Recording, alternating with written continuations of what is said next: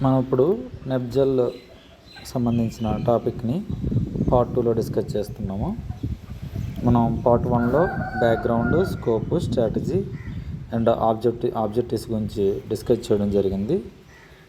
ఈ నెబ్జల్ అనే కార్యక్రమం ఎస్ఎస్సి యొక్క ముఖ్యమైన టార్గెట్ అయిన యూనివర్సల్ ఎలిమెంటరీ ఎడ్యుకేషన్ ప్రోగ్రామ్ ఏదైతే ఉందో, అంటే అందరికీ విద్య అనేది elementary Vidya 1 to 8th classes ఏవైతే ఉన్నాయో అవి అందుబాటులోకి రావడం, వాటిని పొందడం అనేది ఎస్ఎస్సి యొక్క ముఖ్యమైన గోల్. ఆ టార్గెట్ని రీచ్ అవ్వడంలో భాగంగా గర్ల్స్ ఎడ్యుకేషన్ కూడా ఇంపార్టెంటే అని చెప్పి ఈ నెబ్జల్ అనే ప్రోగ్రామ్ని 2003లో తీసుకురావడం జరిగింది. ఇప్పుడు ఇందులో ఫోకస్ ఏరియాస్, ఈ ఫోకస్ ఏరియా ఏంటంటే ఈ ఇన్స్టిట్యూషన్స్ ఏవైతే ఉంటాయో ఆ ఇన్స్టిట్యూషన్స్లోని ఈ గర్ల్స్ ఎడ్యుకేషన్ కోసం ప్రత్యేకంగా ప్లానింగ్ అండ్ మేనేజ్మెంట్ ఉండాలని చెప్పి ఇక్కడ మెన్షన్ చేయడం జరిగింది. ప్లానింగ్ అండ్ మేనేజ్మెంట్ ఎందుకు అవసరం అంటే గర్ల్స్ కోసం కొన్ని ప్రత్యేకమైన ఏర్పాట్లు ఉండాలి. అది బిల్డింగ్స్ పరంగా కానీ, టాయిలెట్స్ నిర్మాణం, తర్వాత వాళ్ళ ప్రొటెక్షన్కి సంబంధించినవన్నీ కూడా ఇందులో భాగంగా ఉంటాయి. తర్వాత జెండర్ సెన్సిటైజేషన్ సంబంధించిన ట్రైనింగ్ టీచర్స్కి అండ్ అడ్మినిస్ట్రేటర్స్కి ఇవ్వడం అనేది ఇందులో one of the focus area. ఎందువల్లంటే జెండర్ సెన్సిటైజేషన్ అంటే ఏంటంటే మనకి అప్పటి వరకే ఉన్న మైండ్ సెట్ ఈ జెండర్ పట్ల ఏదైతే ఉంటుందో ఆ మైండ్ సెట్ని చేంజ్ చేసుకొని జెండర్ ఈక్వాలిటీకి సంబంధించిన భావనలు కలిగించడం. జెండర్ ఈక్వాలిటీస్ అంటే బాయ్స్ అండ్ గర్ల్స్ ఇద్దరు కూడా సమానమే, ఇద్దరు కూడా సేమ్ టైప్ ఆఫ్ స్ట్రెంగ్త్ని, క్వాలిటీస్ని కలిగి ఉంటారని చెప్పి వాళ్ళకి ఎమోషనల్గా వాళ్ళని డెవలప్ చేయడాన్నే జెండర్ సెన్సిటైజేషన్ అని అంటాము. ఇక్కడ ట్రైనింగ్ ఎవరికి ఇస్తారంటే టీచర్స్కి అండ్ అడ్మినిస్ట్రేటర్స్ అంటే పరిపాలన భాగంలో ఎవరైతే ఇన్వాల్వ్ అయి ఉంటారో వాళ్ళు. అంతేకాకుండా ఈ జెండర్ సెన్సిటైజేషన్కి సంబంధించిన మెటీరియల్ కోసం కొన్ని రీసెర్చ్ ఇన్స్టిట్యూషన్స్తో టైఅప్ అయ్యి వాటిని ప్రింట్ తీసి తద్వారా ప్రచారాన్ని చేయడము. తర్వాత గర్ల్స్ని ఇంపార్టెంట్ టాస్కుల్లోని ఇన్వాల్వ్ చేసి వాళ్ళ యొక్క ఎంపవర్మెంట్ని డెవలప్ చేయడము, వాళ్ళ సెల్ఫ్ కాన్ఫిడెన్స్ని, ఆత్మవిశ్వాసాన్ని ఇంప్రూవ్మెంట్ చేయడము. తర్వాత జెండర్ స్టీరియోటైప్స్ అంటే మనకి యాన్షియన్ డేస్ నుండి, పురాతన కాలం నుండి కూడా బాయ్స్కి కొన్ని క్వాలిటీస్ ఉంటాయి కాబట్టి వాళ్ళు ఆ పనులు మాత్రమే చేయాలి.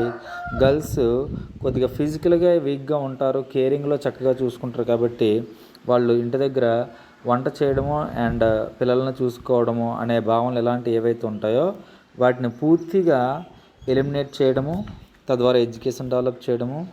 తర్వాత గర్ల్స్ పార్టిసిపేషన్ డెవలప్ చేయడానికి ప్రత్యేకంగా కొన్ని సపోర్టింగ్ సర్వీసెస్ని అందించడము. అలాగే కమ్యూనిటీ సపోర్ట్ కోసం కొన్ని కమ్యూనిటీ సపోర్ట్కి సంబంధించిన కమిటీస్ ఏర్పాటు చేయడం, గర్ల్స్ ఎడ్యుకేషన్ ఇంప్రూవ్మెంట్ చేయడము, ఇవన్నీ కూడా ఫోకస్డ్ ఏరియాస్. దాని తర్వాత ఇంప్లిమెంటింగ్ అథారిటీలోనే డిస్ట్రిక్ట్ స్ట్రక్చర్ ఉంటుంది. ఈ డిస్ట్రిక్ట్ స్ట్రక్చర్లో భాగంగా డిస్ట్రిక్ట్ జెండర్ యూనిట్ ఉంటుంది. తర్వాత డిస్ట్రిక్ట్ జెండర్ కోఆర్డినేటింగ్ కమిటీ ఇది ఉంటుంది. తర్వాత ఈ 3 అయిపోయిన తర్వాత మనం components of girls education program గురించి డిస్కస్ చేస్తాం. ఫస్ట్ డిస్ట్రిక్ట్ స్ట్రక్చర్లో భాగంగా ఈ గర్ల్స్ ఎడ్యుకేషన్ కోసం ప్రత్యేకంగా కోర్ కమిటీస్ని ఫామ్ చేయాల్సి ఉంటుంది. ఈ కోర్ కమిటీస్ ఫామ్ చేసి తద్వారా trainings, base line assessments, village mapping చేయవలసి ఉంటుంది. అంటే సెక్షనల్ వాళ్ళ బేస్ లైన్ అసెస్మెంట్ అంటే ప్రాథమిక స్థాయిలో ఏ విధంగా ఉన్నారో తర్వాత ఏ విధంగా ఇంప్రూవ్ కాబడుతున్నారు అనే అంశాలు ఇందులో ఇంక్లూడ్ చేయవలసి ఉంటుంది.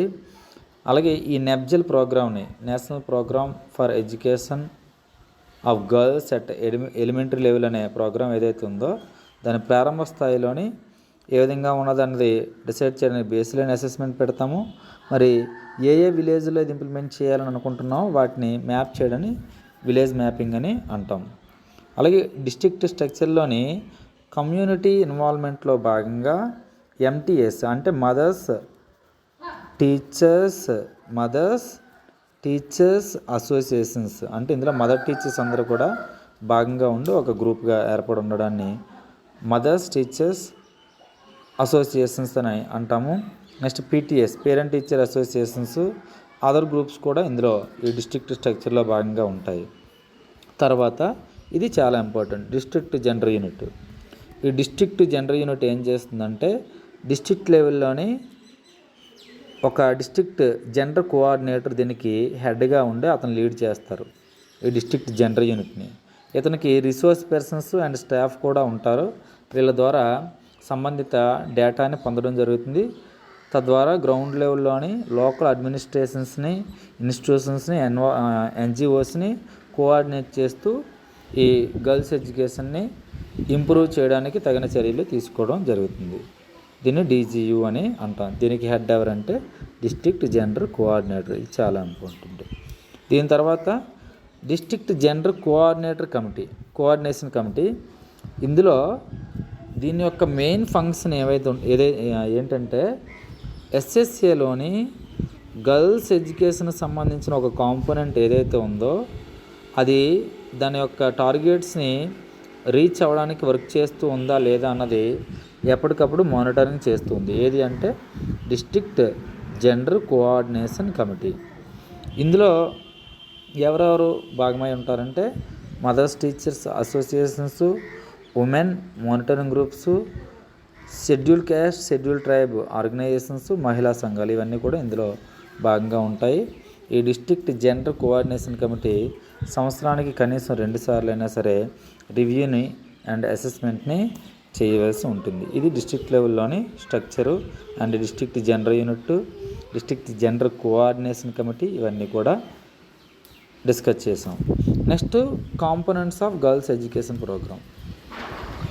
ఈ గర్ల్స్ ఎడ్యుకేషన్ ప్రోగ్రాంలో భాగంగా ఒక క్లస్టర్ని ఏర్పాటు చేసుకోవాలి ఫస్ట్. అంటే ఒక 5 to 10 విలేజెస్ ఒక భాగంగా ఉండి వాటన్నిటికీ కూడా మోడల్ క్లస్టర్ స్కూల్ని ప్రత్యేకంగా గర్ల్స్ కోసం ఏర్పాటు చేసి అక్కడ అన్ని రకాల సదుపాయాలని, అన్ని రకాల ఫెసిలిటీస్ని కల్పించడం జరుగుతుంది. దీన్నే స్పెషల్ గర్ల్స్ ఫ్రెండ్లీ స్కూల్ అని అంటాం. ఇందులో ఫెసిలిటీస్ క్లాస్ రూమ్స్ కానీ, డ్రింకింగ్ వాటర్ కానీ, తర్వాత టాయిలెట్స్, ఎలక్ట్రిసిటీ, వీటితో పాటుగా చదువు కోసం learning material, books, games material ఇవన్నీ కూడా అక్కడ ఏర్పాటు చేయబడతాయి. వీటికి ఫండింగ్ అనేది సుమారుగా ఒక స్కూల్కి ఇన్ఫ్రాస్ట్రక్చర్ డెవలప్మెంట్ కోసం 2 లక్షల వరకు ఈ ఫండింగ్ అనేది చేయడం జరుగుతుంది. మరి వీటిని ఎప్పటికప్పుడు రివ్యూ చేయడానికి, మానిటర్ చేయడానికి రెస్పాన్సిబిలిటీస్ కలిగిన విలేజ్ ఎడ్యుకేషన్ కమిటీస్ కానీ లేదా స్కూల్ మేనేజ్మెంట్ కమిటీస్ కానీ ఇందులో భాగంగా ఉండడం జరుగుతుంది. మరి మెథడ్స్ డిస్ట్రిక్ట్ లెవెల్లో కానీ స్టేట్ లెవెల్లో కానీ ఎటువంటి పద్ధతులు ఫాలో అవుతారంటే ఈ డిస్ట్రిక్ట్ లెవెల్లోనే ప్రత్యేకంగా గర్ల్స్ ఎడ్యుకేషన్ సంబంధించి ఒక సప్లాన్ని సెపరేట్గా తయారు చేయవలసి ఉంటుంది. తయారు చేసి తద్వారా ఇయర్ అంతా కూడా వర్క్ చేయవలసి ఉంటుంది. అలాగే స్టేట్ లెవెల్లోని ఒక రిసోర్స్ గ్రూప్ని ఏర్పాటు చేసి ఆ స్టేట్లోని ఎప్పటికప్పుడు రివ్యూస్ చేయడము, వాటి యొక్క ప్రణాళికల్ని జాతీయ స్థాయికి దాన్ని ఫార్వర్డ్ చేయడం జరుగుతుంది. వీటికి ఎక్స్టర్నల్ ఏజెన్సీస్ కానీ లేదా కన్సల్టెంట్ యొక్క సహాయాన్ని కూడా తీసుకొని ఈ ఎవాల్యుయేషన్ అది చేయడం జరుగుతుంది.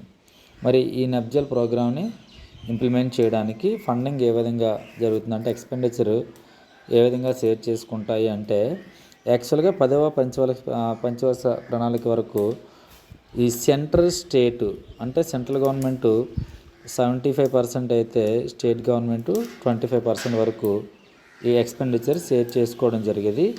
కానీ దాని తర్వాత అది 50-50గా మారిపోయింది. అంటే సెంట్రల్ గవర్నమెంట్ 50% ఫండ్స్ ఇస్తే స్టేట్ గవర్నమెంట్ 50% ఫండ్స్ ఇస్తుంది. ఈ విధంగా సెంట్రల్ స్టేట్ రెండు కూడా షేర్ చేసుకోవడాన్ని ఇంగ్లీష్లో అయితే సెంట్రల్లీ స్పాన్సర్డ్ స్కీమ్ అని అంటాం, సిఎస్సి.